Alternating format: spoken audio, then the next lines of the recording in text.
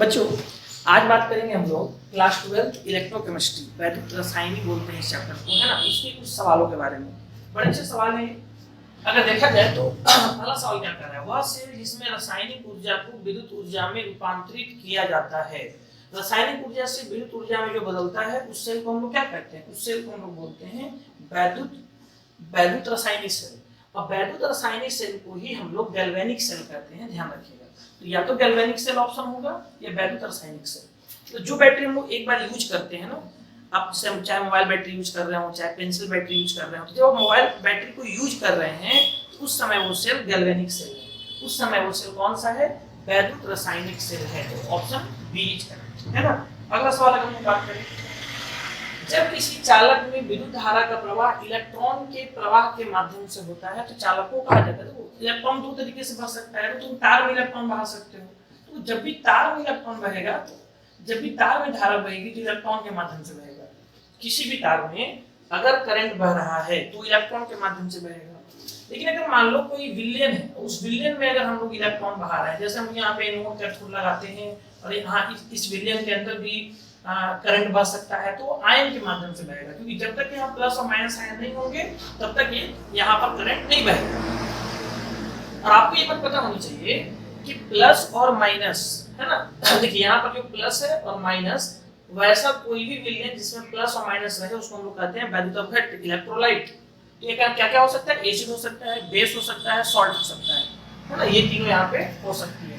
तो अगर हम यहाँ इलेक्ट्रॉन के माध्यम से करंट बहा रहे हैं तो हमारा आंसर होना चाहिए धात्विक चालक। क्या होना चाहिए? धात्विक चालक। अगर आयन के माध्यम से करंट बहाते तो विद्युत अपघटनिक चालक इसको हम कहते हैं। ठीक है, अगले सवाल पे आते हैं। गैल्वेनिक सेल में एनोड होता है, आपको पता होना चाहिए। आपको हम एक ट्रिक बताए हैं, गैल्वेनिक सेल मतलब वैद्युत रासायनिक सेल। अब वैद्युत रासायनिक सेल का मतलब रासायनिक ऊर्जा बदलेगी किस में? रासायनिक ऊर्जा बदलेगी विद्युत ऊर्जा में। तो इसके लिए आपको हम ट्रिक बताए हैं लोन।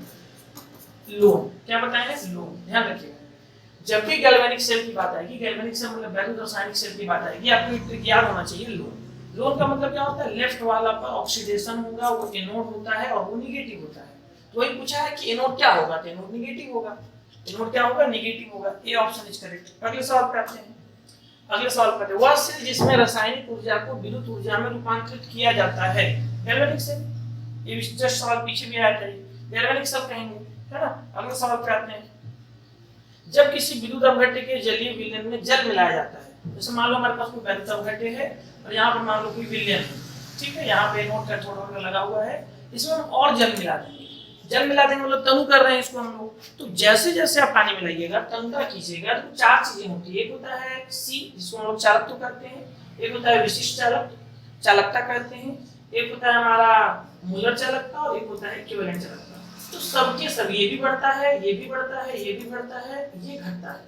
केवल कप्पा जो है वो घटता है, जिसको हम लोग विशिष्ट चालकत्व भी कहते हैं। देखो लिखा भी है विशिष्ट चालकता। तो विशिष्ट चालकता मतलब कप्पा की बात कर रहा है वो, तो कप्पा क्या होगा? कप्पा घटेगा मतलब चालकता कम हो जाती है। A option is correct. यहाँ पे ऑप्शन कौन हो जाएगा? ए हो जाएगा इसका। ठीक है, अगले सवाल पे आए हम लोग। अगले सवाल पे आए हम लोग, छठा सवाल। एक मानक हाइड्रोजन इलेक्ट्रोड। तो मानक हाइड्रोजन इलेक्ट्रोड का मतलब ये होता है कि जब आप सीरीज लिखिएगा, लिखें 12 सरदार ऐसे करके लिखिएगा, मतलब एलिमेंट का इलेक्ट्रोड पोटेंशियल सजाइएगा, मानक इलेक्ट्रोड भी हो सजाइएगा, अंत में फ्लोरीन मिलेगा आपको। तो यहाँ पर हाइड्रोजन होता है, हाइड्रोजन के ऊपर वाले को हम लोग क्या कहते हैं? निगेटिव, और हाइड्रोजन के नीचे वाले को पॉजिटिव माना जाता है। समझिएगा, हाइड्रोजन के ऊपर वाले का मानक इलेक्ट्रोड विभव हम निगेटिव मानते हैं और नीचे वालों का पॉजिटिव मानते हैं, और हाइड्रोजन का जीरो मानते हैं। आपको हम बताए होंगे ये बात। तो पूछ रहा है कि एक मानक हाइड्रोजन इलेक्ट्रोड जो शून्य क्षमता वाला होता है, क्योंकि उसका इलेक्ट्रोड विभव कितना माना जाता है? शून्य माना जाता है। C option is correct. अगले सवाल पे आते हैं लोग। सवाल नंबर ये बड़ा अच्छा सवाल है। निम्नलिखित में से कौन सा सही क्रम है जिसमें धातुएं अपने लवणों के लवण विलयन से एक दूसरे को विस्थापित कर सकती हैं? देखो बड़ा सिंपल सा बात, आप ये अभिक्रिया पढ़े होंगे, विस्थापन अभिक्रिया क्लास 10th में भी पढ़ाई जाती है। कि जैसे कि मान लो हम यहाँ जिंक की अभिक्रिया करवा दे कॉपर सल्फेट से, तो क्या करेगा कि जिंक कॉपर को विस्थापित कर देगा, इसका स्थान ले लेगा ZnSO4+C। इसको बोलते हैं विस्थापन अभिक्रिया, डिस्प्लेसमेंट रिएक्शन। अब बात ये आती है कि क्या ऐसा हो सकता है कि जिंक, अगर हम यहाँ कॉपर लेते, अगर हम यहाँ ZnSO4 लेते, तो तो क्या ऐसा होता कि कॉपर भी जिंक को विस्थापित कर देता? नहीं, ऐसा नहीं है, ऐसा नहीं है। तो आपको ये ध्यान रखना है कि कौन किसको विस्थापित करेगा। तो जितने ऊपर होंगे, तो मैं सीरीज भी लिख के लाया हूँ, मैं इसका ट्रिक भी बताया आपको, क्लास में बताया हूँ, जरूर बताऊंगा। तो जितना ऊपर वाला होगा वो उतना ज्यादा रिएक्टिव है और उतना अच्छे से विस्थापित करेगा वो। तो सबसे अच्छा विस्थापित कौन करेगा? जैसे यहाँ पर 4 सीरीज दिया है, जो Zn, एल्यूमिनियम, मैग्नीशियम, आयरन और कॉपर, इन पांचों में हमको कंपेयर करना है। तो मैग्नीशियम जो है वो सबसे अच्छा रिएक्टिव है, मतलब वो सबको विस्थापित करेगा। मैग्नीशियम के बाद एल्यूमिनियम है, एल्यूमिनियम के बाद जिंक है, जिंक के बाद आयरन है, आयरन के बाद कॉपर है। रिएक्टिविटी सीरीज है, मतलब कॉपर को ये चारों विस्थापित करेंगे, लेकिन आयरन को केवल जिंक, एल्यूमिनियम और मैग्नीशियम विस्थापित करेगा, और जिंक को केवल मैग्नीशियम और एल्यूमिनियम विस्थापित करेगा, और एल्यूमिनियम को केवल मैग्नीशियम विस्थापित करेगा। तो उस हिसाब से अगर हम ऑर्डर देखिए तो Mg के बाद एल्यूमिनियम के बाद Zn के बाद Fe ऐसे लिख दिया है, और उसके बाद है Cu। तो सी ऑप्शन हमारा करेक्ट दिख रहा है यहाँ पे, है ना।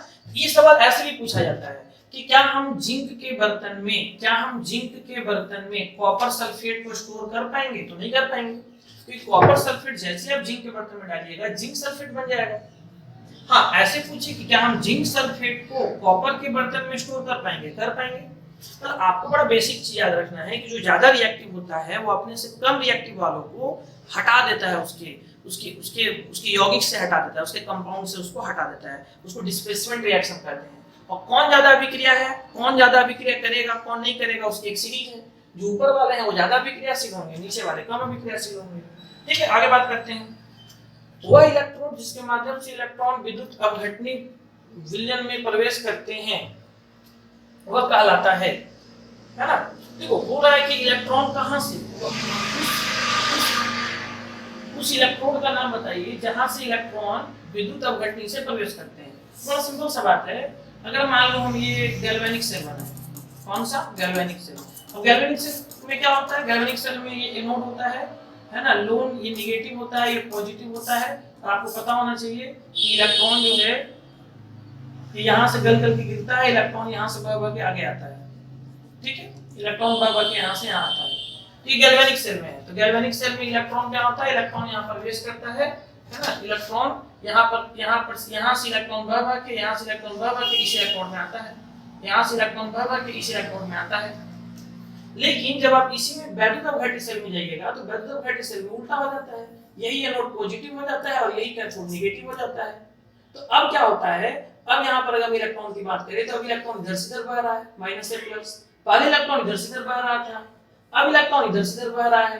पहले इलेक्ट्रॉन बह रहा था एनोड से कैथोड, किसमें? गैल्वेनिक सेल में।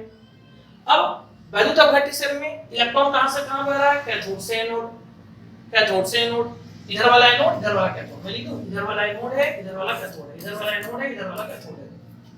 ठीक, ये अपघट्य सेल है, वैद्युत अपघट्य सेल, वैद्युत अपघट्य सेल। ठीक है, तो इलेक्ट्रॉन हो सकता है कि कैथोड में भी इंटर कर जाए, हो सकता है इलेक्ट्रॉन एनोड में भी इंटर कर जाए, तो डिपेंड करता है कि आप कौन सा सेल यूज कर रहे हैं, है कि नहीं। तो वह इलेक्ट्रोड जिसके माध्यम से इलेक्ट्रॉन विद्युत अपघट्य विलयन में प्रवेश करते हैं कहलाता है। तो हम ये बोल रहे हैं कि तो दोनों हो सकता है, एनोड और कैथोड दोनों हो सकता है। आप कौन सा सेल यूज कर रहे हैं उसके अनुसार इलेक्ट्रॉन उसमें प्रवेश करेगा। ठीक, अच्छा सवाल था ये। अगले सवाल पे आते हैं। जब एक फैराडे विद्युत धारा प्रवाहित की जाती है तो जमा द्रव्यमान बराबर होता है। तो एक फैराडे विद्युत धारा प्रवेश करोगी, एक फैराडे का मतलब होता है कितना चार्ज दिए हैं आप? 96500 कूलम चार्ज इतना दिए हैं आप। तो आप ध्यान रखिएगा विद्युत रासायनिक समतुल्य के बराबर होता है। क्या कहते हैं उसको? विद्युत रासायनिक समतुल्य के बराबर होता है। ए पे हम फैराडे का दूसरा नियम भी लगाते हैं, E बाई है ना W बराबर E by W, E1 by W1, E2 by W2। तो आपको ध्यान रखना है विद्युत रासायनिक समतुल्य के बराबर होगा वो जब हम एक फैराडे चार्ज बढ़ाएंगे। Al2O3 से 1 मोल एल्युमिनियम प्राप्त करने के लिए देखो Al2O3 से एल्युमिनियम प्राप्त करना है तो Al पर चार्ज होता है +3। कैसे पता चला? तो ऐसे भी देख सकते हो Al2O3 एल्युमिनियम का चार्ज यहाँ लिखा है, ऑक्सीजन का चार्ज यहाँ लिखा है, तो एल्युमिनियम पर चार्ज है +3। तो आपको पता है कि +3 अगर चार्ज है इसका मतलब इसके लिए 3 मोल इलेक्ट्रॉन चाहिए, 3 मोल इलेक्ट्रॉन चाहिए, 3 मोल इलेक्ट्रॉन चाहिए एक एल्युमिनियम के लिए। देखो एल्युमिनियम +3 क्या करेगा? 3 इलेक्ट्रॉन लेगा तब ना एल्युमिनियम में जमा होगा। तो जितना चार्ज होता है उतने ही मोल इलेक्ट्रॉन चाहिए, है ना, उसके 1 मोल बैठने के लिए।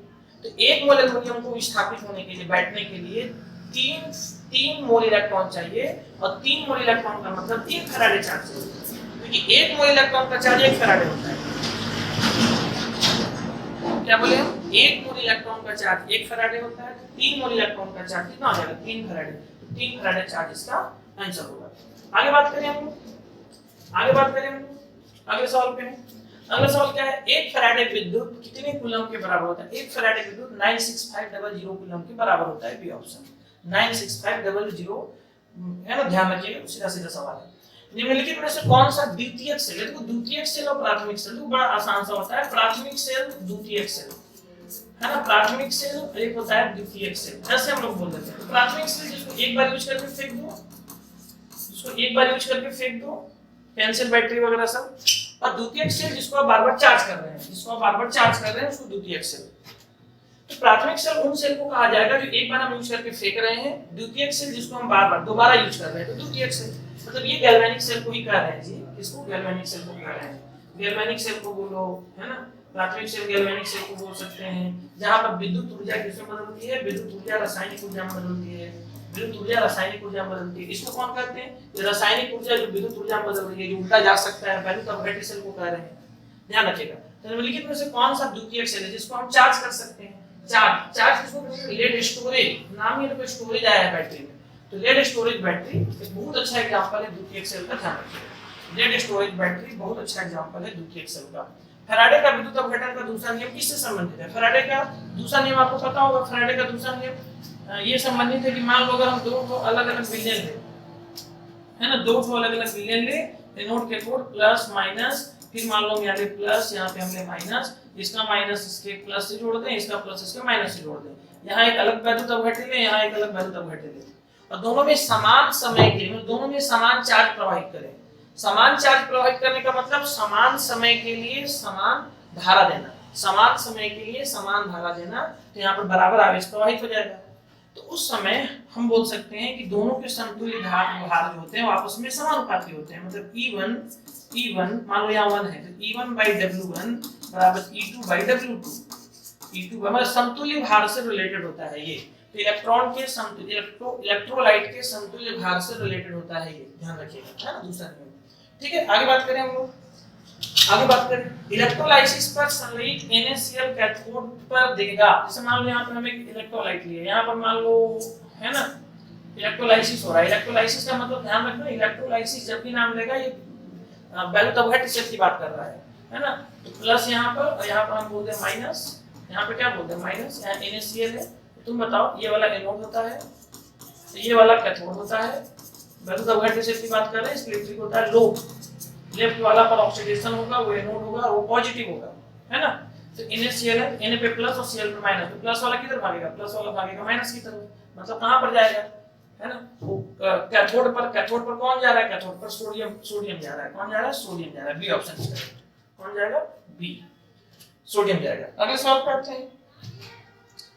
यदि 965 कूलम विद्युत, 965 कूलम का मतलब 1 फैराडे चार्ज, कितना? 1 फैराडे चार्ज दे रहे हैं, तो कॉपर सल्फेट कितना जमा होगा? तो कॉपर सल्फेट को अगर तो ये टूटेगा Cu+2 और SO4 2-। मतलब हम बोल सकते हैं कि 1 मोल कॉपर जमा करने के लिए, कॉपर पे चार्ज कितना है? 2 प्लस चार्ज है, तो 1 मोल कॉपर जमा करने के लिए आपको 2 फैराडे चार्ज चाहिए। जितना मोल इलेक्ट्रॉन चाहिए होता है, जितना चार्ज होता है, उतना ही फैराडे चार्ज चाहिए होता है। तो 1 मोल कॉपर जमा करने के लिए 2 फैराडे चार्ज चाहिए। तो हमको तो 1 ही फैराड दिया है ना, हमको तो 1 ही फैराड दिया है। मतलब 1 मोल कॉपर तब जमा होता है जब हम 2 फैराडे चार्ज देते। 1 मोल कॉपर मतलब कितना? कॉपर का मोलर द्रव्यमान होता है 63.5 ग्राम।